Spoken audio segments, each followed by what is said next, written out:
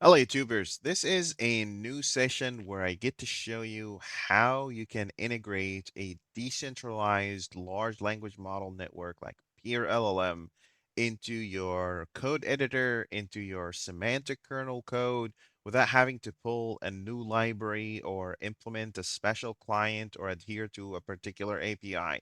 What I'm going to show you today is a big step in the journey of developing a truly decentralized network that relies on the compute power of the community, people like you and me, right?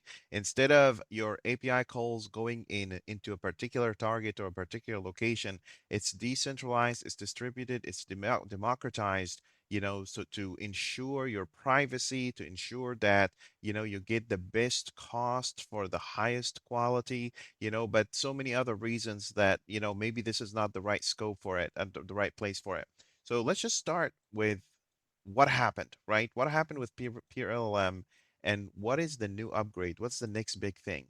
So there is a thing in here called OpenAI API Standard or compliance, right? This standard basically describes certain endpoints that AI providers have to provide to be able to integrate with or to be compliant. For example, you have an endpoint called, for instance, slash v1 slash models.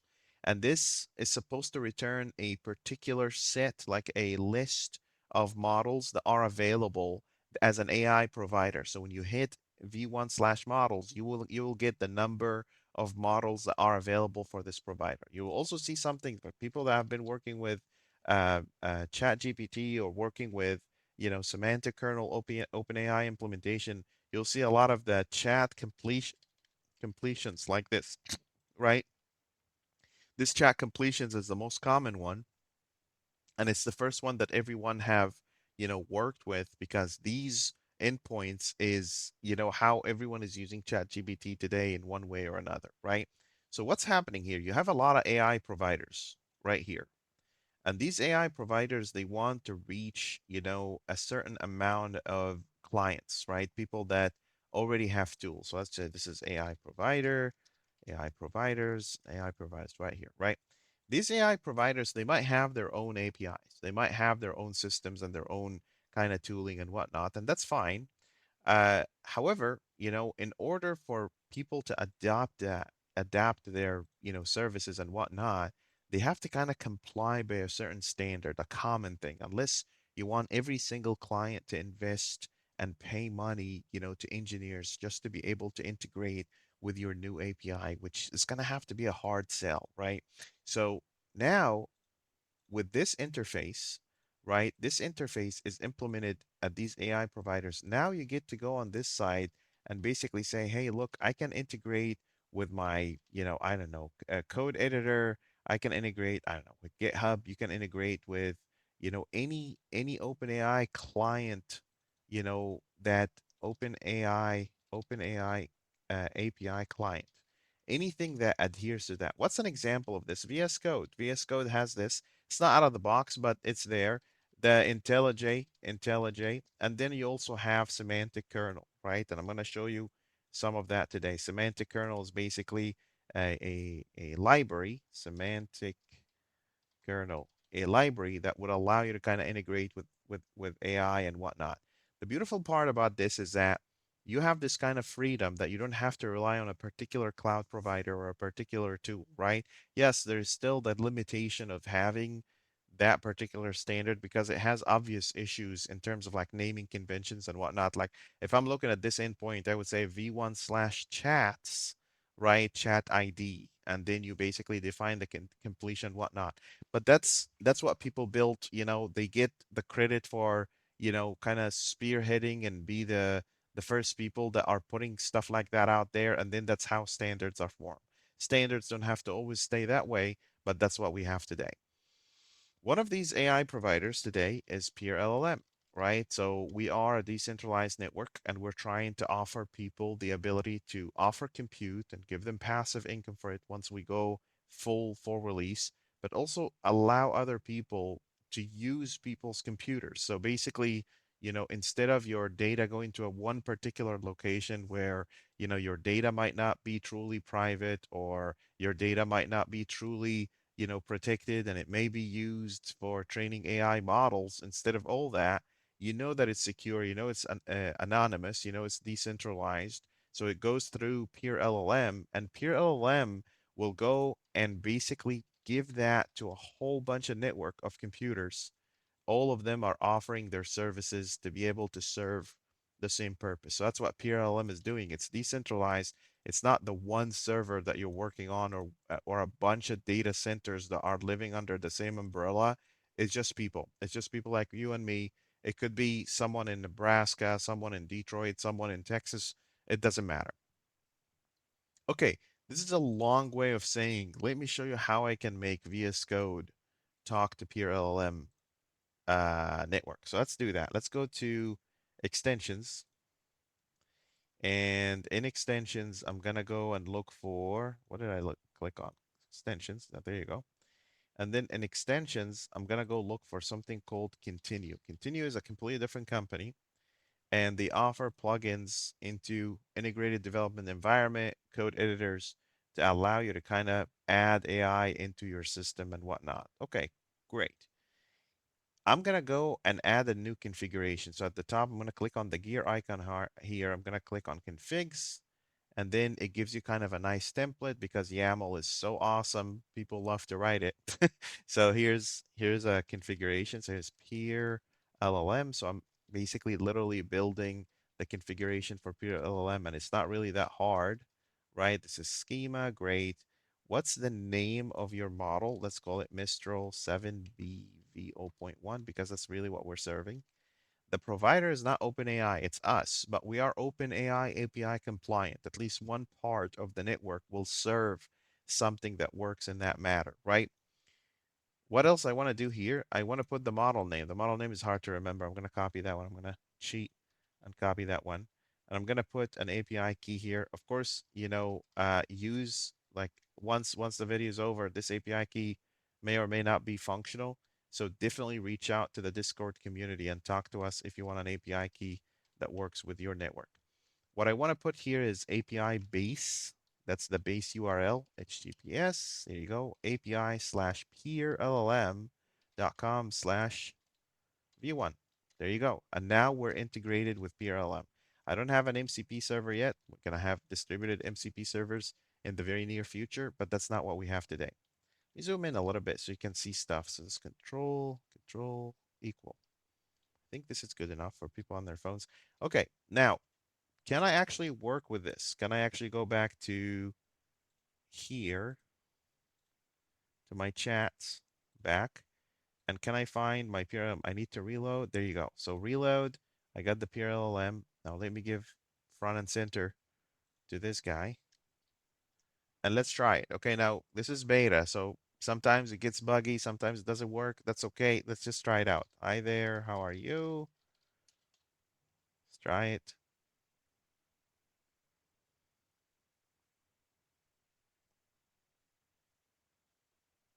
It's finding a let's see. Error message handling, Mr. 7B. Please try, submit your message again. And if the error persists, okay, let's try it again. Usually when an error like that happens, it could be the configurations, it could be something I forgot. You know how much I love YAML. So, and we may just need to kind of restart the whole thing. Okay, let's take a look at the configurations first. I'm not gonna take that away from you. I'm gonna show you what I'm doing. So my configuration is an API. See, I did slash instead of dot. You do that so much your brain becomes the compiler. Okay, we found it. Easy, easy peasy. Let's reload. Just make sure it picked up the new configurations. Let's say hi there. How are you? Let's try it now. Hopefully now it'll be happy.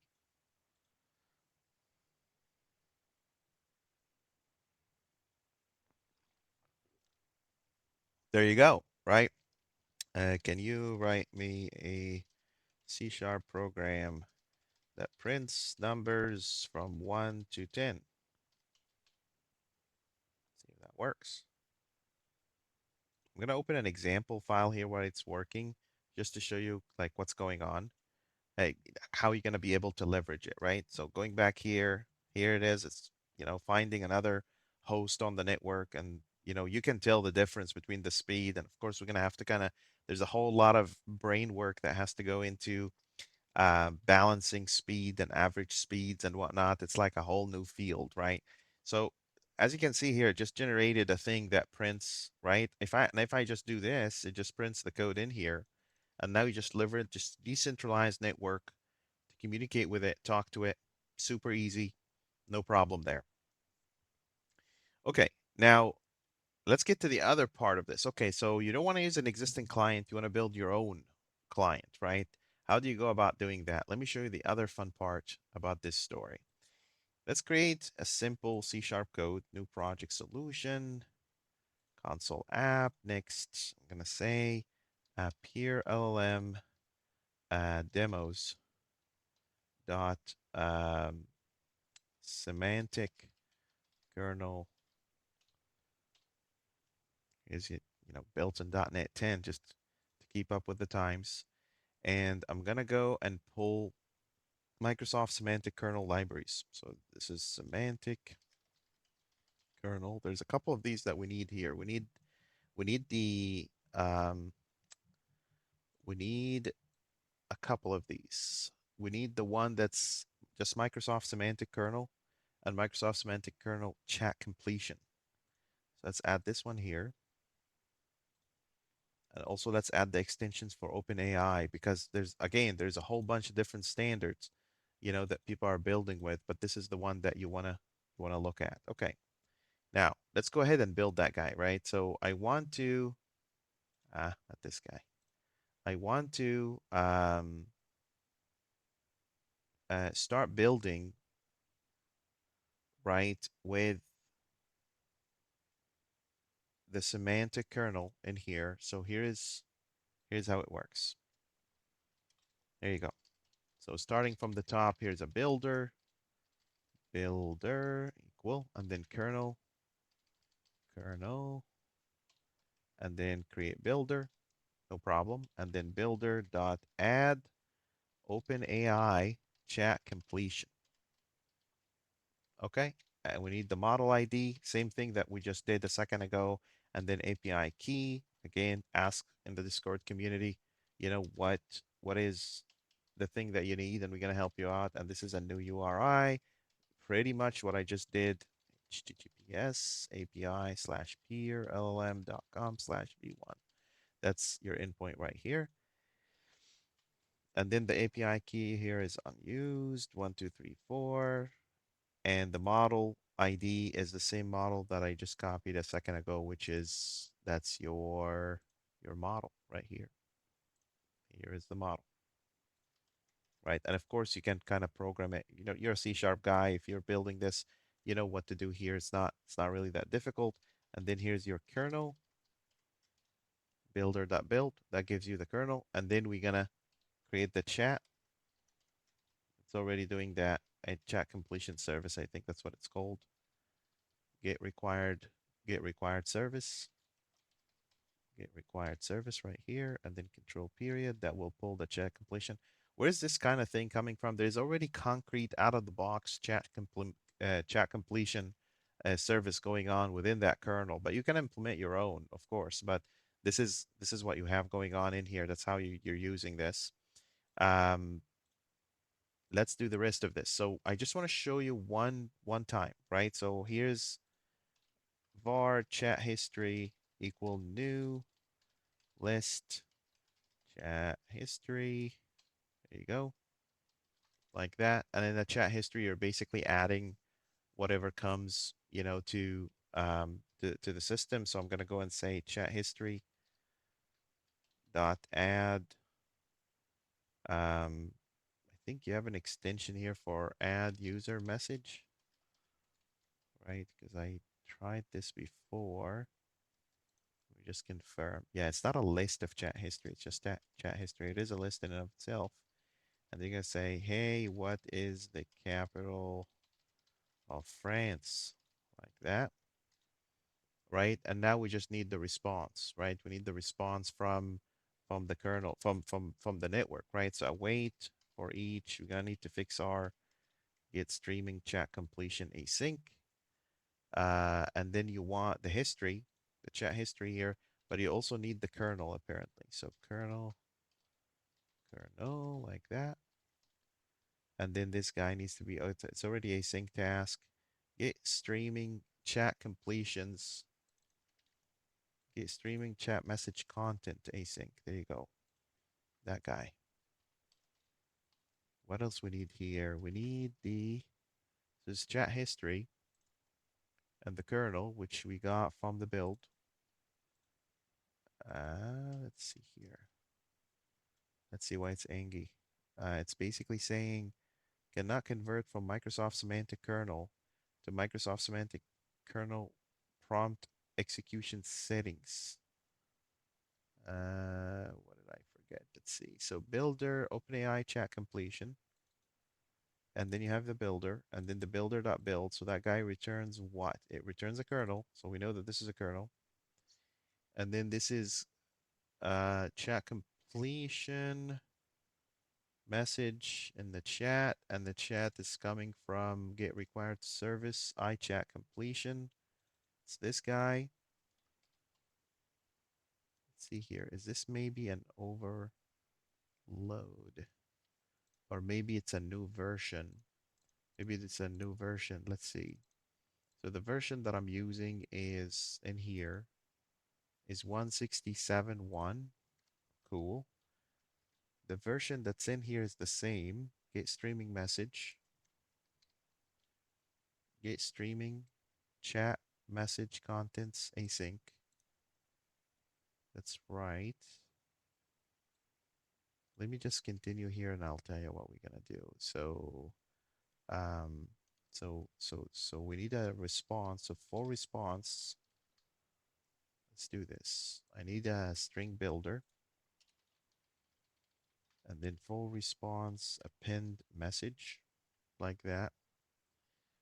And this message is coming. Let's convert that to .toString like this, and then I want to print that guy out, right? So um, the response here essentially would be the actual message that came back. So console right line message .toString. If you don't do .toString, it's an actual object, full-blown object, so that's not gonna work. I'm not sure. Let me do this. Yeah, that's insane. See, I had to just do kernel. That's insane. Okay, let's see if that works. All right, let's run this guy.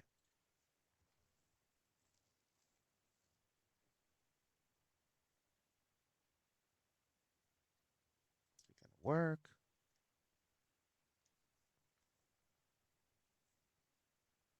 Failed to create context. Let's try this one more time. This happened before. Some of the bugs in the network that we have. Yeah, there you go. The capital of France is Paris. And this has been served from an actual server on the network. So you see, I didn't have to actually install any new clients. I didn't have to install anything new.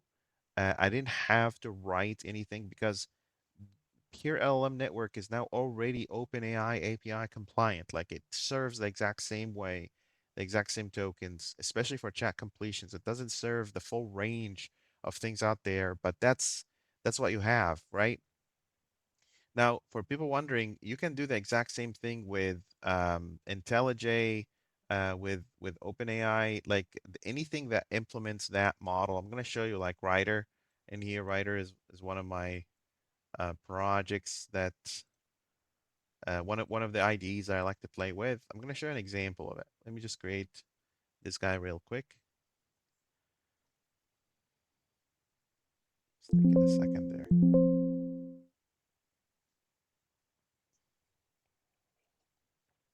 Especially on Windows operating systems, I don't use Ryder that much. But if I'm working on a Mac or a Linux or something like that, I definitely would use Ryder. It's very nice. Okay, here's Ryder.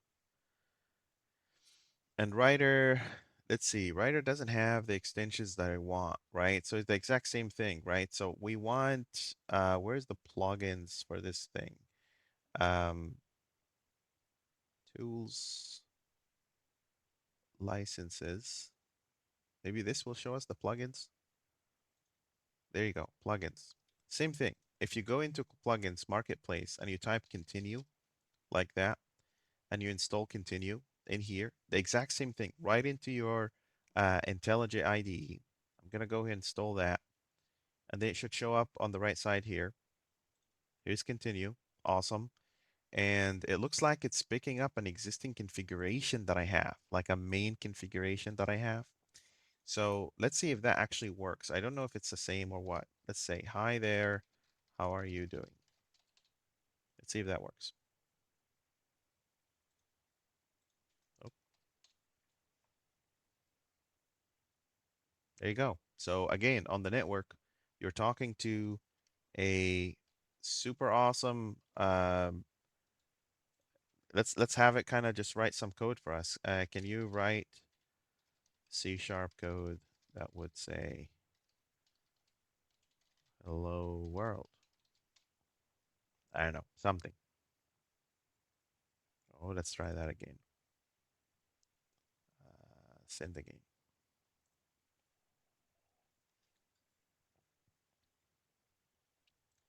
Okay, let's give it another time.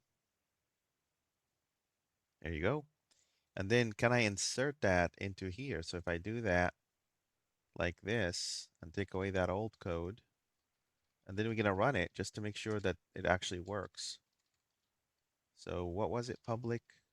Let me remove all this and insert again. There you go. All right, let's see if that actually works. So I'm gonna run this. There you go. Generated from a decentralized AI network. Code right there, and it runs and it says hello world. This is essentially the idea. Again, the network is still kind of in beta. There's still a lot of things that we have to hash out in terms of like, creating context, making sure this is the fun part about this. It's really fun. Like, can you actually develop an engineering solution that, regardless of what the machine is, like this is a machine behind me that's running PeerLLM. There's 1,000 different, even this machine that I'm using right now is running PeerLLM, and there's many, many of these on the network, right? Can you give a consistent, solid experience, while your request is being routed and decentralized and tokenized and spread across multiple computers with different hardware and different software and different capabilities, VRAMs and CPU and whatnot. That's the challenge that we're trying to work with, and we have some successes, like you can see. Your requests, and we're like, well, how fun is it that when you're writing code, the AI that you're using to kind of help you vibe code or write code or architect a solution, whatnot, is just many, many other people in there that if you decide to subscribe to that service, that your money is going to go to someone that's just like you. It's not a multi-billionaire or a trillionaire that's using the money to even study your data further and make this big conglomerate of data centers that eventually is going to take everyone's job. Instead, you're giving people that are just like you, right, the opportunity to make passive income while you're building your own projects and making passive income out of the work that you're doing yourself. There's a lot of philosophy behind PeerLLM. It's still kind of, getting into that mature state, and I'm trying to kind of really fine tune it. But of course, as usual, if you have any questions, comments, concerns, please feel free to drop a comment in the comment section and drop some links here for the demos that I just created, so you can go check it out and see how it works. And don't forget to like and subscribe. Thank you so much for watching. Talk to you soon.